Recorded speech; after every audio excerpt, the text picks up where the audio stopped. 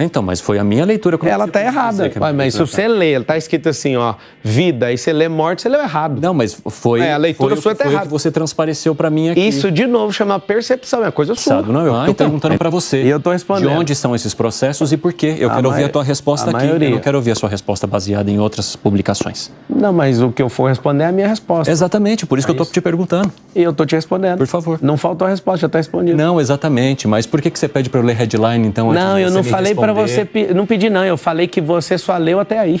Não, tudo bem, posso ter lido ou não, mas isso não interessa, eu estou te perguntando por que eles... Eu não sei por que você está, não sei por que você está preocupado, mas eu já respondi. Não estou preocupado, não. Marçal, recentemente houve uma reportagem da revista Veja falando um pouquinho sobre os processos que as suas empresas têm.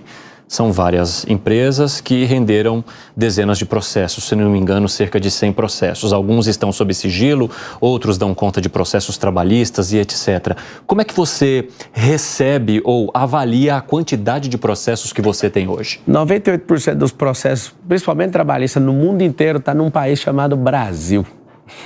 Deve ser por isso que grandes companhias foram embora e a gente está sem os empregos hoje. Agora, se você Mas você diz que eles não têm razão de existir? Não, eu quero saber por que tem 197 países, 7 bilhões de pessoas e, numericamente, por que 98% dos processos estão no nosso país. Tem alguma coisa errada aqui. Fazem de tudo para as empresas não estarem aqui. Quem vai perder é o povo. Mas tudo bem. A maior parte dos meus processos são consumidor.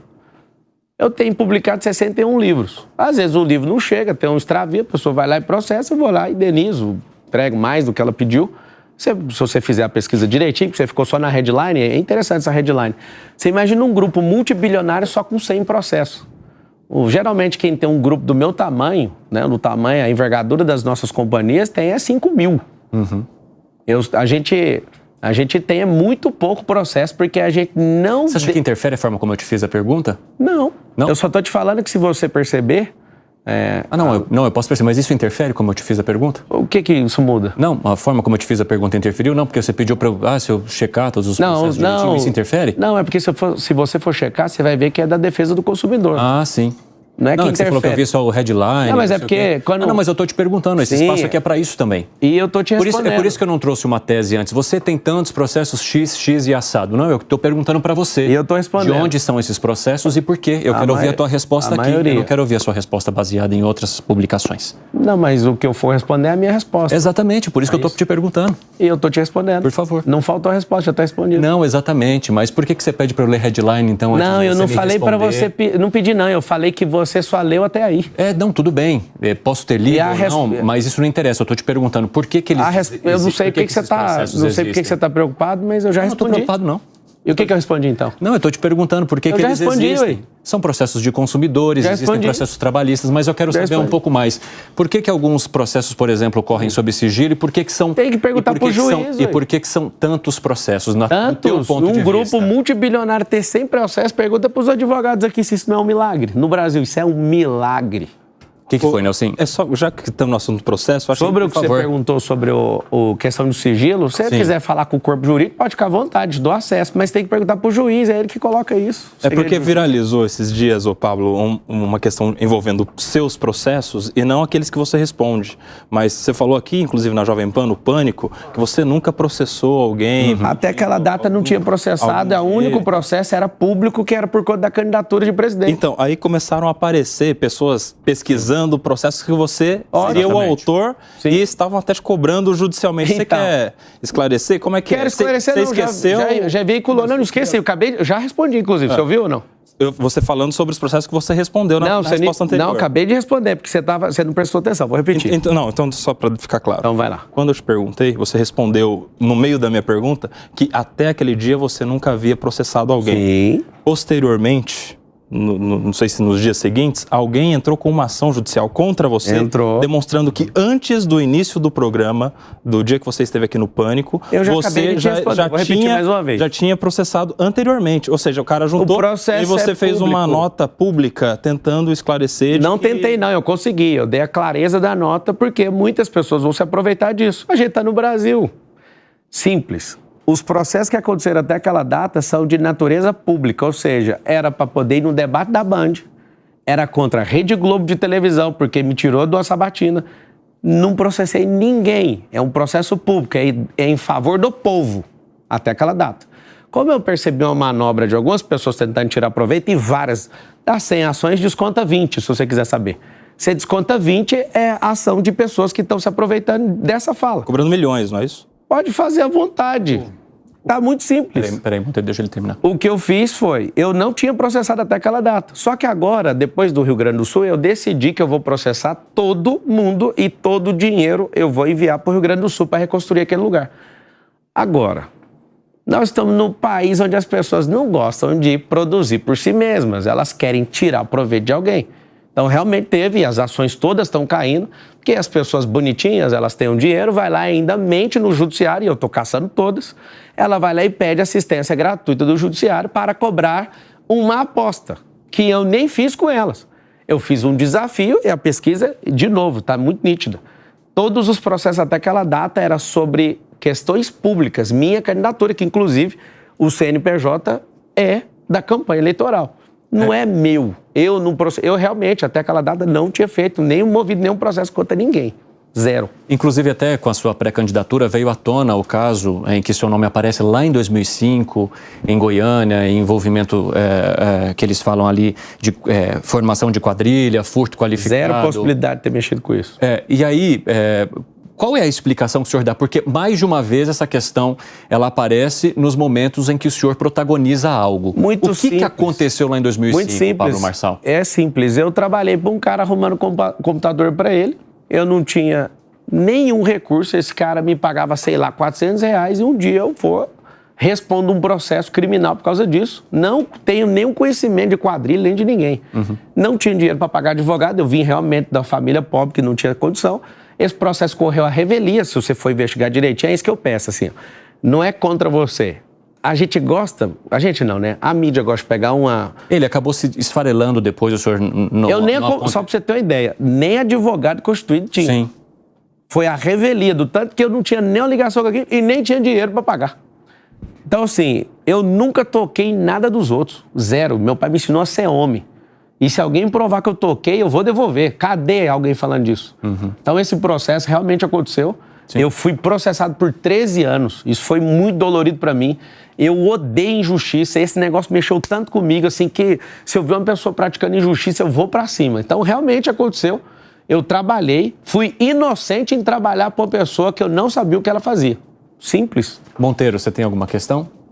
Não, eu queria esclarecer esse ponto também, porque assim, Marçal, tem um ponto interessante que é o seguinte: você é um empresário bem-sucedido, né? Você falou aqui várias vezes das suas empresas, o que você já ganhou, e entrou na política. Então é normal que daqui para frente vão fazer o escrutínio na sua vida. Vão para fuder.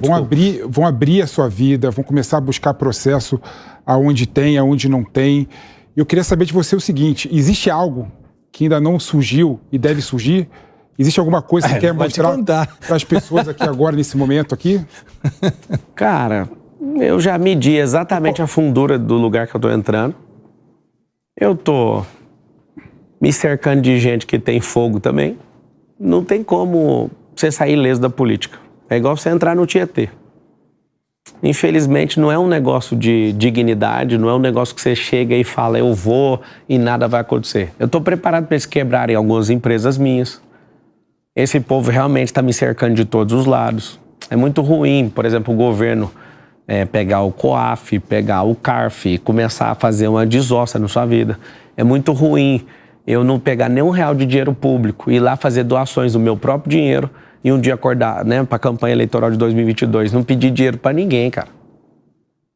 Não peguei R$1 de dinheiro público. Você está falando sobre a investigação da Polícia Federal, lá da campanha, da doação de campanha. É porque as pessoas vão ver alguém que é correto no que faz e vão... Isso é uma técnica chamada phishing. A minha esposa, lá no banheiro de casa, quando a Federal estava lá, ela falou, agora você vai largar com esse negócio de política, né? Porque não tem lógica a gente estar vivendo isso aqui. Você não precisa disso. Aí eu virei para ela e falei, agora é que eu tô afim. Porque isso aqui é uma tentativa de parar aquilo que a gente está fazendo. Mas ele está falando de Phishing Expedition? Phishing Expedition. O que está acontecendo? Eu fui ajudar o Bolsonaro, e aí que está o grande detalhe. Não tem mágoa nenhuma. Fui ajudar ele, entrei numa lista de 70 pessoas do governo. Essa lista é arrebente com todo mundo. Eu estou nessa lista. E eles mandaram lá para ver, não acharam nada. Os policiais, mas cadê os documentos? Pelo amor de Deus, nós estamos na era digital. Cata os computadores aí, vão ver, não acharam nada. E não vão achar nada, porque a única coisa que tem na operação é eu doei o dinheiro para minha campanha e ao invés de pegar um táxi aéreo... Para a tua? Sim, para mim, é meu dinheiro, meu. Todo dia um repórter pergunta, quem tá pagando o combustível do seu helicóptero? Ele é movido a energia solar, caralho. Não pode. Então esse povo fica o dia inteiro. É uma sede por dinheiro público, você não pode pôr seu dinheiro. Aí o que aconteceu? Ao invés de eu pagar 30 mil reais a hora de um helicóptero, eu já tenho minhas aeronaves. Eu fui lá e paguei a minha, fiz certinho, conforme a lei. Eu sou jurista, não sou bobo. Só que aí vamos fazer o seguinte, a opinião pública importa, então vamos soltar isso aqui. Cara, quando você for perceber, eu sou uma das pessoas mais injustiçadas, mas eu não peço ajuda pra ninguém. Para ser político no Brasil, você tem que tomar Gardenal ou fazer o MEDP, que é um treinamento de inteligência emocional que vai acontecer dia 23 e 24 de julho, que você pode aguentar a pressão. Até o curso ele está vendendo aqui. Marçal... Como é que você faz para fazer política sem usar o dinheiro público? Mas, Marçal, você se importa de ser tão questionado assim? Cara, não. Porque em alguns momentos eu vejo que você nervoso, aparenta Marçal. Nervosismo, aflição por ser questionado. Mas isso é uma leitura sua. Ah, não é? Eu acabei de fazer, sim. Acabei de fazer. Você pode dizer que está errado ou não. Foi uma leitura que a gente fez aqui agora.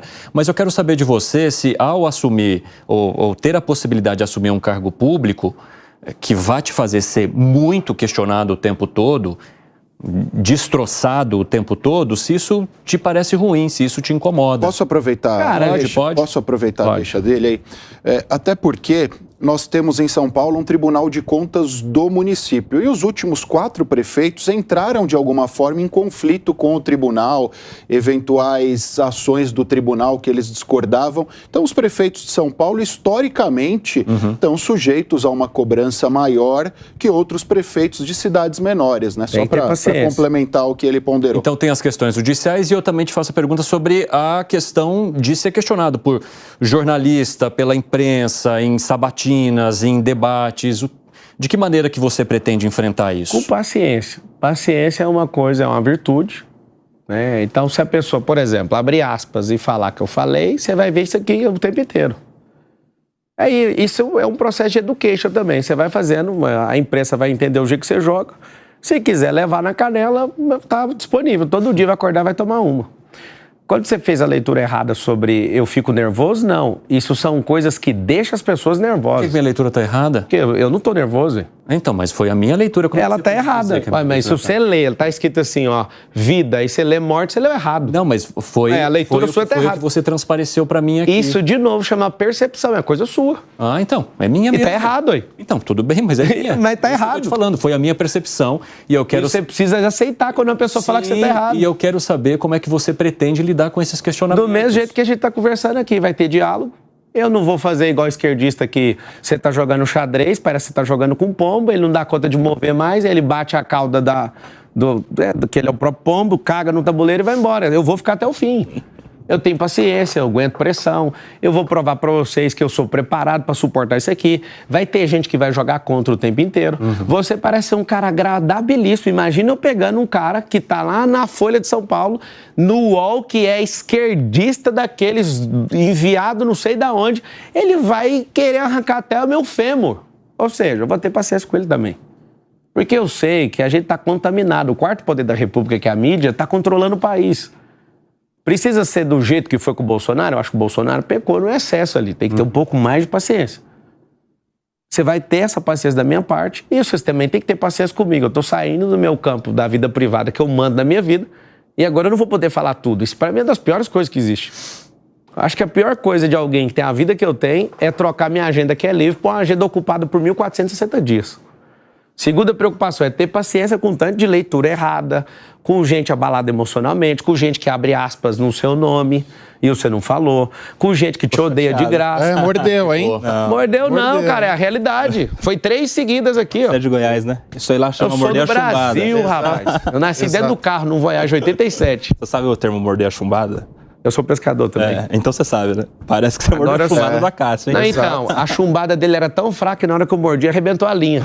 Foi 3 que ele mandou, é uma questão de interpretação, hein? É, porque você não conseguiu sustentar nenhuma. Isso é uma percepção. Você tem que então abre aí e mostra. Errado, olha lá, ele tá caçando aqui, ó. Não, deixa eu mostrar uma coisa que tá acontecendo aqui ao vivo, só um pouquinho. Olha o que ele tá fazendo. Ele fica caçando headline de notícia pra vir. Ou seja, só fica na headline. Quando a gente... E é muito bom estar aqui... Você nos alertou da headline.